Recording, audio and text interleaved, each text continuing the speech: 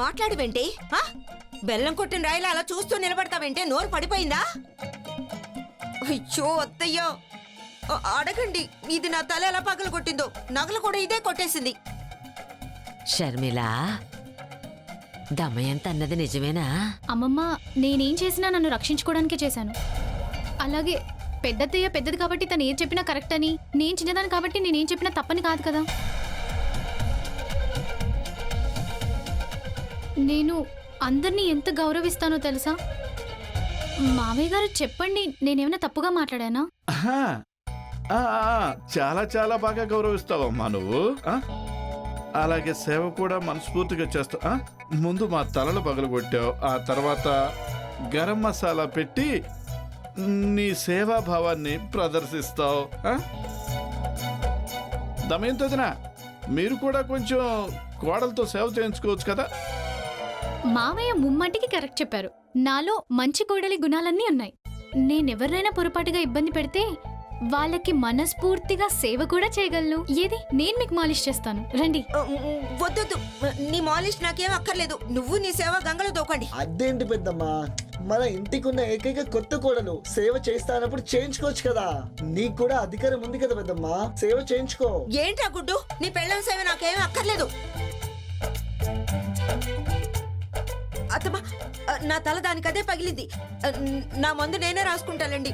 నేను ఎలాంటి సేవలు చేయించుకోను. పెద్దత్తయ్య, మీరెందుకు నాకున్న మంచి పేరుని పాడు చేస్తున్నారు? అలాగే నిరాహార దీక్ష చెడగొట్టిన నేరం నా మీద ఎందుకు వేస్తున్నారు? ఎలాగో దీక్ష పాడైపోయింది, మీరు ఓడిపోయారని ఒప్పుకోండి. మరి నేనైతే నా నగలివ్వను. నగలిచ్చే ప్రసక్తే లేదు. లేదు. నేను కరెక్టే చెప్పా కదా? ఏమండి చెప్పండి మావయ్య గారు. ఖచ్చితంగా 100% నువ్వు కరెక్ట్ చెప్పావు కోళ్ళ. మీ అందరికీ అన్యాయం చేయడానికి నేనే దొరికేనా? అయినా దీక్ష ఎందుకు ఫలించలేదో తెలుసా? ఎందుకంటే ఈ కోడలే మా ఆయనకి రహస్యంగా భోజనం పెట్టేసింది. అన్యాయం కదా ఇది? పెద్దత్తయ్య, నెగ్గాలంటే ప్రతిపక్షం వాళ్ళు ఏదో ఒకటి చేయక తప్పదు కదా. నిరాహార దీక్ష పాడవకుండా మీరు చూసుకోవాల్సింది. ఇప్పుడు దీక్ష విరమించారు కాబట్టి మీరు ఓడిపోయారు. నేను గెలిచాను కాబట్టి నేనైతే నా నగలు ఎవరికి ఇవ్వను. నగలైతే ఎవరికిచ్చే ప్రసక్తే లేదు. షర్మిల, నువ్వేం నగలు ఇవ్వకు. పెద్దమ్మ, ఈరోజు పెద్దనాన్న ఇక్కడ కూర్చొని ఉన్నారంటే నా పెళ్ళం షర్మిల తినిపించకపోయినంటే ఈ పాటికి నిరాహార దీక్షలో మా పెద్దనాన్న. ఓయ్, మా నాన్నగారైతే ముందే నాకు చెప్పారు కాబట్టి సరిపోయింది.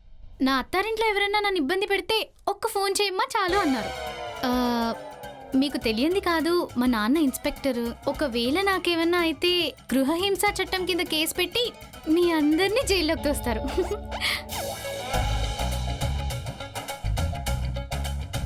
మీరే ఆలోచించుకోండి ఏం చేయాలన్నది.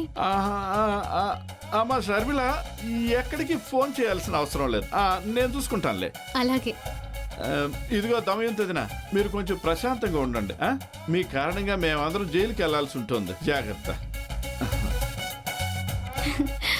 ఏమండి, వెళ్దామా?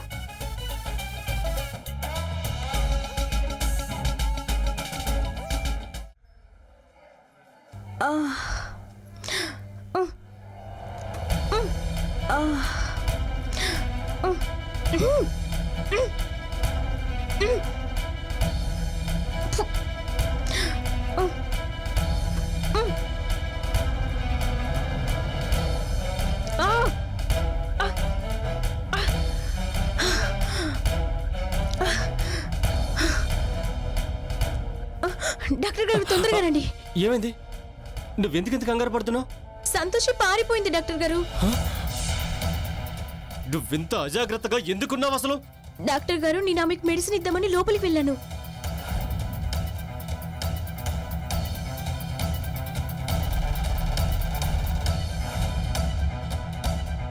ఇప్పుడు నేనేం చేయాలి?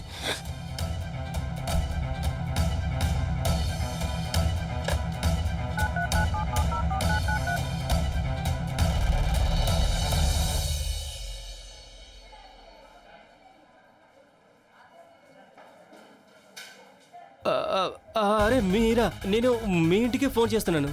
అలాగా? అవును. కానీ నంబర్ అయితే తప్పు కదా.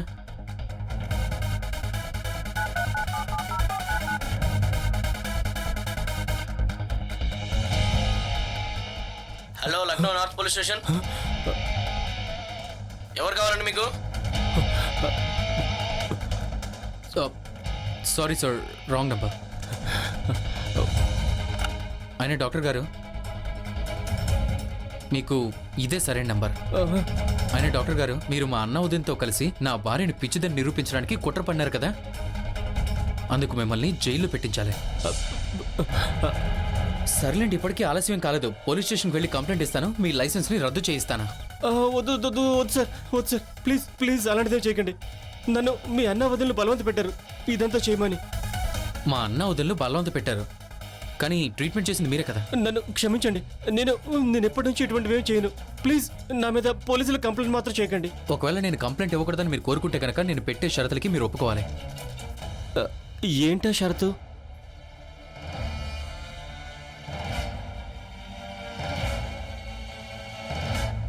అయ్యో మధు, నీకు అసలు ఎవరి మాట మీద నమ్మకమే లేదు. ఇప్పుడు ఒకసారి నీ కళ్ళతో స్వయంగా చూసి నిశ్చింతగా ఉండు, సరేనా? సర్లేండి, ముందు పదండి చూద్దాం.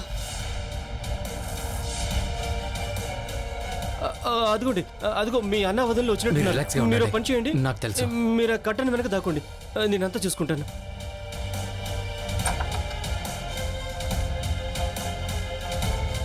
నమస్కారం డాక్టర్ గారు. నమస్తే సార్. నమస్తే సార్. పద.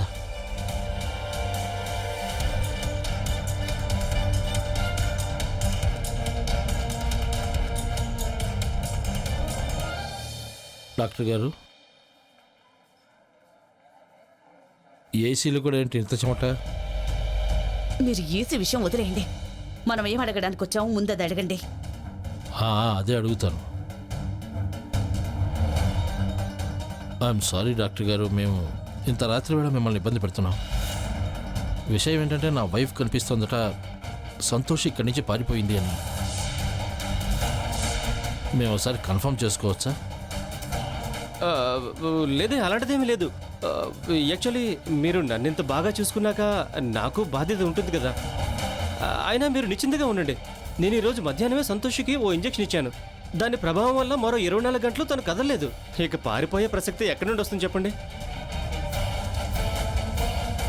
లేదు, నేను ఒకసారి స్వయంగా సంతోషిని చూడాలనుకుంటున్నాను. కానీ ప్రతాప్ ప్లీజ్. సరే నర్స్, నువ్వు పని చేయి. రూమ్లోకి వెళ్ళి అంతా సరిగ్గా ఉందో లేదో చెక్ చేయి. మేమంతా కలిసి 2 నిమిషాలు వస్తాం. Yes doctor.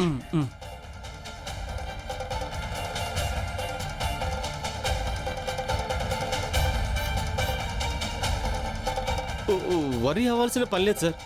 యాక్చువల్లీ షాక్ తర్వాత పేషెంట్స్ వైలెంట్ అయిపోతుంటారు. అందుకే నేను నర్సుని ముందు వెళ్ళి అంతా చెక్ చేయమన్నాను. ఆహా, అలాగా.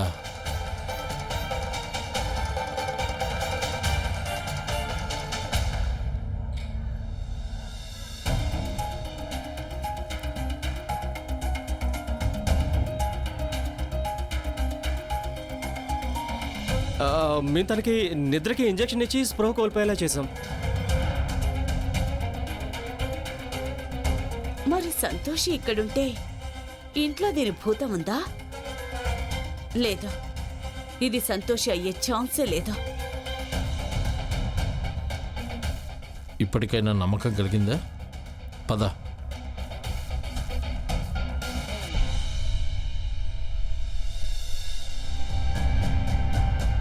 ప్రతాప్, మ్మ్. నాకిప్పటికీ నమ్మకం లేదు.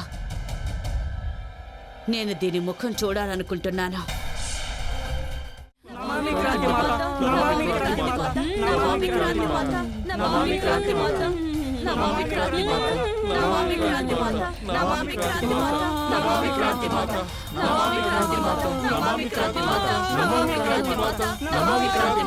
ప్రేతాత్మ మీద క్రాంతి మాత పట్టు సాధించారు. కొద్దిసేపట్లో మాత పాదాల మీద పడుతుంది.